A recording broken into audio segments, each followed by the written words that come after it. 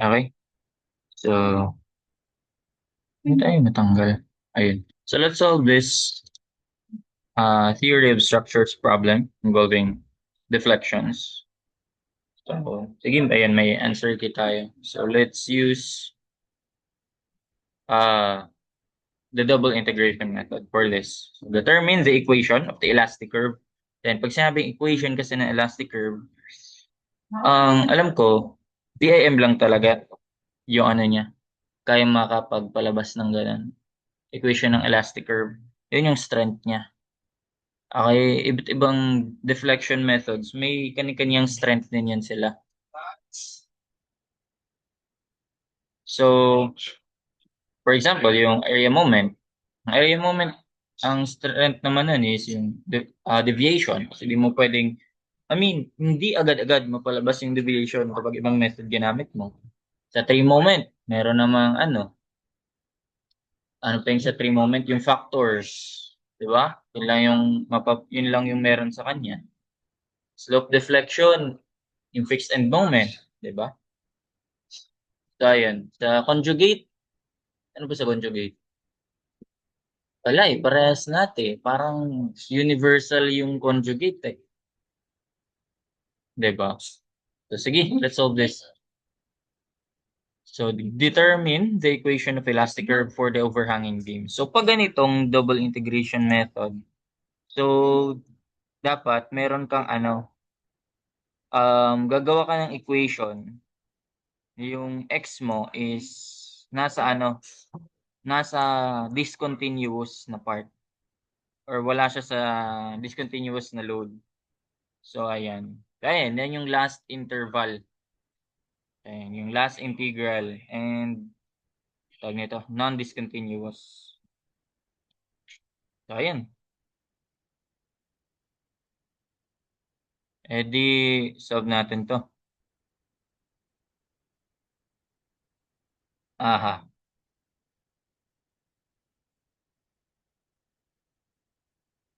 Okay, so, we have reaction dito. So, that is a hinge kasi.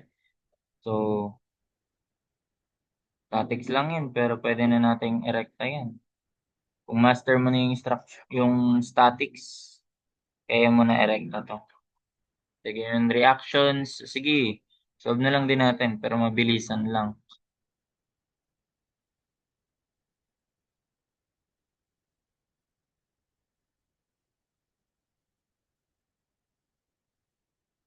Nasaan yun?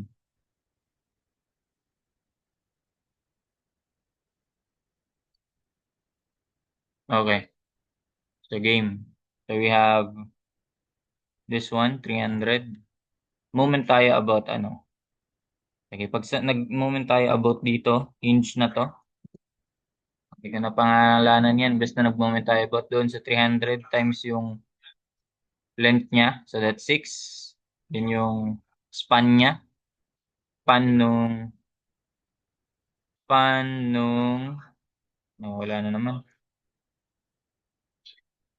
So yun yung span nung UDL natin. So 6 meters. Then ang moment arm niya from dito is 3, 4, 5, 6, kalahati. 7, 8, 9. So ayun, times 9. 300 times 6 times 9. Then we have the moment na also ganun din yung rotation. Gawin na nating to. Gawin na nating, itong kilo gawin na nating 1,000. So, times 1,000 na to. 1 times 10. Bakit mo nasulat? Gawin na natin to na, yung kilo, gawin na nating 1,000. Or 2.7 times 1,000 or 2,700. Ayun. Game. So, 300 times 6 times 9 times 2,700 or 2.7 times 1,000. That is equal to etong isa. So, 369. 9 naman.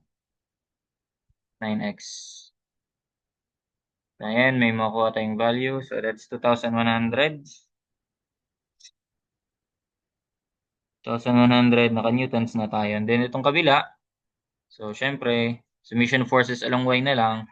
So, 300 times 6. Yung isa, 1/8. So, obviously, kulang pa yung 1/8 na pababa para makontra niya tong 2/1 ng 300. Mali pala yung assumption ko dito. Pababa dapat to. Pababa pala yung reaction dito. So that's 300 Newton. So ayan. Pwede na tayo gumawa ng ano yun? Global moment equation. So, di ba alam na natin that M is EI double prime.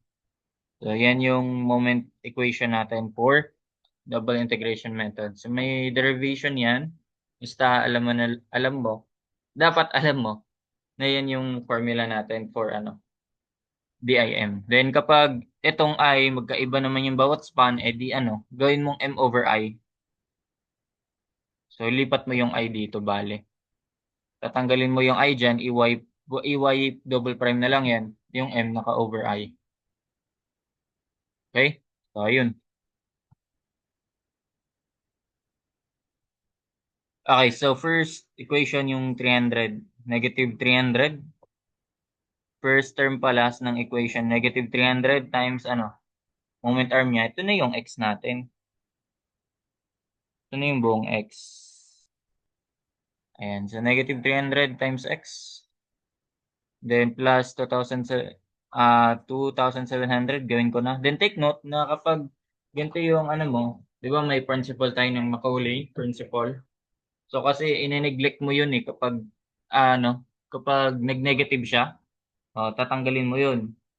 So dapat i-express natin yung moment as naka may variable na naka-raise to 0 kasi pag ganyan times 1 lang yan, di ba? So basically times 1 lang yan. Pero kailangan natin yan para sa Macaulay principle kung kakailanganin. So negative 200 at plus 2,700. Okay, 2,700 then ano pa iba? Ayun, ano bang mga ikot niyan? Ito pababa uli. So negative ulit ng ayun, 300 times x minus 6. Kasi ito lang yung natin, ito lang yung kailangan natin, itong part na to. So x minus, tama. So 300 times x minus 6. Tapos x minus 6 over 2. So isi-square ko na lang to over 2. Yun yung moment arm niya eh. Then finally yung 2,100. 2,100 times x minus 369. Ayan yung Y double prime natin. Tama? Wait lang. Double. Okay. Wait lang. Ayusin ko lang to. May kalimutan ako idagdag dito. So take note na yung 2.7 pala. Yung 2.7 is nandito. So yung distance niyan from yung point is x minus 3. Nakalimutan ko lang. So x minus 3 dapat to. Hindi yan basta x lang. X minus 3. Ayan. Kaya critical yung ganyan. Pag may couple ka dyan, or external moment, so dapat, i-treat mo siya as parang concentrated force din na may moment arm. Ganun. Pag gagamitin mo yung DIM. So, ayan. Simplify natin. So, magiging to? Negative 150 na lang to. Tama? Negative 150. Ano pa ba pwede ma-simplify dyan? Wala na.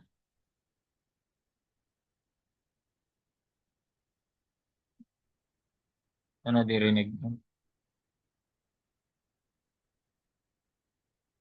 Pero maiyan. Okay. Okay, tama. Kasunod, integrate natin yan. Pag-apply tayo ng integration, integrate natin to. So, syempre, with respect to dx. Ayan. So, kapag in-integrate natin yan, so ito magiging itong y prime is yan, di ba? Itong y double prime is yan? d squared y over dx squared. So, second derivative, bale. Tama? So, pag integrate mo, edi magiging first derivative na lang yan. So, ei y prime na lang to. Then, sige, integrate natin. Negative 300. Oh, basic concept na lang to ng ano, integral calculus. So, dapat master nyo na yun. Negative 300x. Ito 1 plus 1, 2 over 2 plus 2,700 times x minus 3. So, ayan, magkakaroon ng isa over 1. Sige, lagay natin over 1. Then minus 150 times x minus 6. X minus 6 cube over 3. Dadagdagan na lang yung exponent, tapos kopyahin yan sa denominator. Then plus 2,100 x minus 9. So, magdadalawa to over 2. And syempre, since nag-integrate tayo, so we will have now constant of integration. So, ayun. So, simplify. Negative 150. Okay, negative 2,700. Tapos ito, negative 50 na lang to.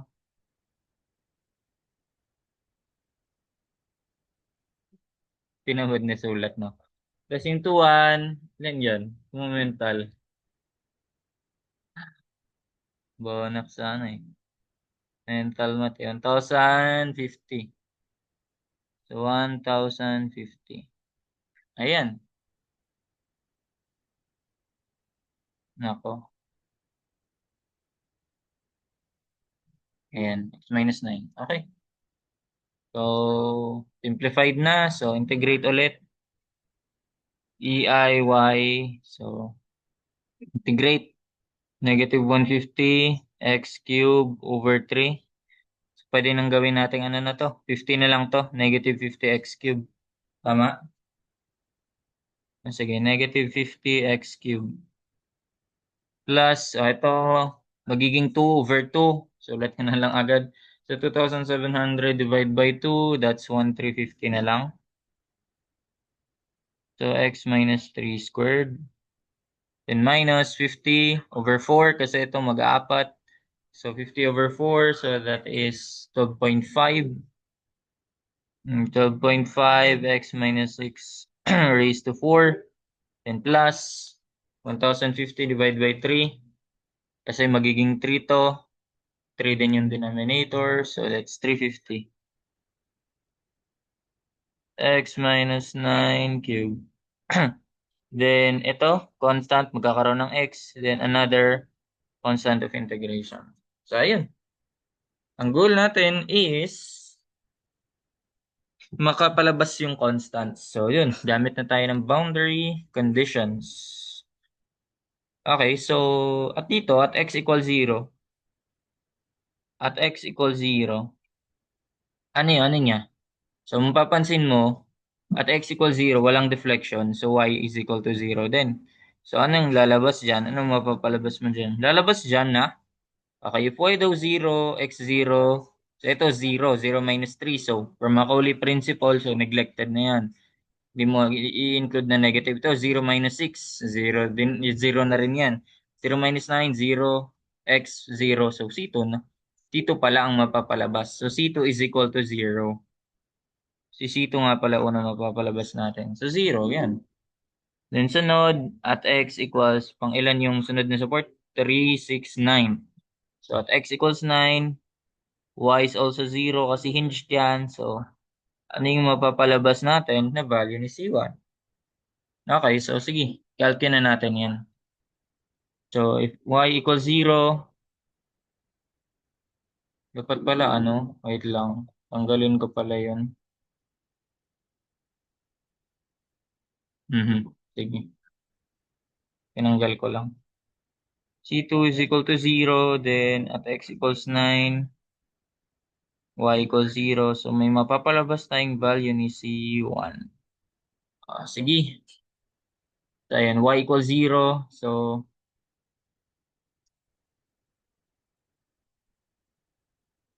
ba't actually pipindot ko? So, negative 50. So, ganito ko na lang siya i-treat. Since x equals 9, So, sulat ko siya lahat. Ganito ko siya sinusolve eh. So, kayo kung paano nyo siya isolve comfortably. So, yan. Kaya bahala doon. Minus 12.5 times x minus 6. So, pasado pa naman yung 9 dito. X minus 6 to the fourth. Tama. Tapos sa 350 to the 9, okay lang. 0 lang naman siya. Di naman siya mag-negative. So, okay lang. Negative pa rin. Ay, 0 pa rin. As long as di mag-negative kasi wala tayong consider na negative. C1x. Ayun na. So, itong C1, let ko to sa C plus x. Tapos yan, kung gusto ko mong i-shift solve yan, di yan mag-work. Kasi, hindi yan mag-work. Kasi, ayun na. Ay, wait lang. May ano pala, may value pala, may x ka pala. Pero hindi yung sim mapapalabas mo dyan. So, for x yan, no? Pero hindi yan yung kailangan natin. Pag ganyan is, kailangan mo i-solve si C. So, di ba ang default for shift solve or solver is x. So, if gusto mo mag-solve ng ibang, gamit yung ibang variable, so, kailangan mo siya i-name. So, use comma, then pangalanan mo, lagay mo yung variable na gusto mo i-solve. So, x, ayan, unang tinanong na si x. So, yun, x natin is 9. Then yung c natin, yun yung isa-solve natin. So, that is, ay, wait lang, may mali ako. Negative, bakit x to the 9? Typo lang ba ako? X cube yan, ah. So, yun, tama na. So, negative 1, 350. Tama? Ah, hindi. Negative 50x cube plus 1, 350. Aha. X minus 3 squared minus 12.5 x minus, ayun. X minus 6 pa kasi yan. Ba't nanduduling ako? Ito, 350 x minus 9 cube plus cx. Ayan, sure na to. So, x is 9. So, C natin is, yun. So, negative 1, 2, 3, 7.5. So, anong unit pala nito? So, kung i-analyze natin, tama. So, kung i-analyze natin, so, galing dito, we have this moment equation, 300x. So, mga kilonewton meter to. Then, integrate natin. So, naging, not kilonewton, but newton. Tama? Nag-newton pala tayo. So, newton meter, naging newton meter squared. Integrate. Finally, naging newton meter cube. So, ang CO2 natin, newton meter cube. So, ang C1 natin ay newton meter squared. So, ay, newton meter squared pala yan. Ayan. So, given na may C1 ka na, so, marire-write mo na tong ano, marire-write mo na tong equation na to. Tama? Pwede mo nang palitan yan. Pwede ko ba i-copy yan? Yun, pwede. Iba kasi hindi eh. So, pwede ko nang i-rewrite to. C1, si C2 wala. So, ang C1 natin ay yung negative 1, 2, 3, 7.5 x. C1x yan, di ba? So, ayun. So, ang tanong, ayun na. So, negative 50x cube plus 1,350. Itong nilagay niyong bracket dyan is yun yung paggagamitan ng Macaulay principle kasi. So, yun lang yan yung bracket ni Macaulay. So, 150 x minus 3 squared minus 12.5 x minus 6 to the fourth plus 350 x minus 9 cube minus, ayun, 1, 2, 3, 8. So, again, ang unit nito ay Newton meter cube, this one. Okay, so ang tanong is, calculate the value of EI delta. O EI delta, EI y yan sa atin. Pinangalan ko ng y. So, midway between support. So, anong x nun? Midway daw between supports. Ito yung support 1, ito yung support 2. So, 9 yung distance nila. Di ba? 3, 6, 9. So, ang gitna is 4.5. So, ayun. Kung gusto mo siya i-solve gamit to, so, re-redo mo, ay ano mo na to, mo-modify mo lang to. Then, yung C, nakastore naman na dun. Pero, need mo lang mapansin na 4.5 yun. So, dapat, pag may lagpas dito na 4.5 or magne-negative na siya, 4.5 minus larger value, i-eliminate mo yun. Tatanggalin mo yan. Like yung x minus 6. So, 4.5 minus 6, negative yun, di ba? Tatanggalin natin yan. Also, ito, x minus 9 to the third, tatanggalin natin yan. So, cx na lang. Ito na lang. Okay, calc. So, ito na, 4.5.